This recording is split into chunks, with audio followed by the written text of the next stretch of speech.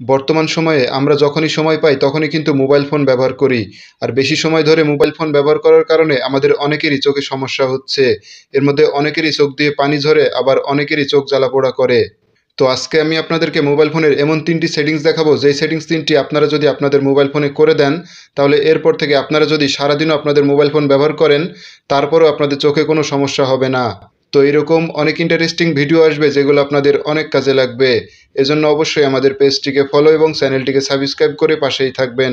তো চলুন শুরু করা যাক। প্রথমেই চলে আসবেন মোবাইল ফোনের সেটিংসে। তো সেটিংসে আসার পরে খেয়াল করবেন ডিসপ্লে অ্যান্ড ব্রাইটনেস নামে একটা অপশন, তো এখানে ক্লিক করবেন।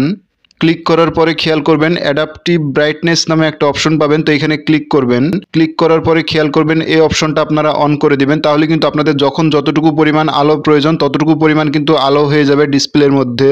এরপর এখান থেকে ব্যাক করবেন। ব্যাক করার পর দেখতে পারবেন যে আই কেয়ার নামে একটা অপশন আছে। অনেকের ক্ষেত্রে এটা রিডিং মুড নামে থাকতে পারে, তো আপনারা যেটাই থাকুক না কেন এখানে ক্লিক করবেন। ক্লিক করার পরে এখান থেকে আই কেয়ার অথবা রিডিং মুড যেটাই হোক সেটা অন করে দিবেন। এরপর এখান থেকে ব্যাক করবেন।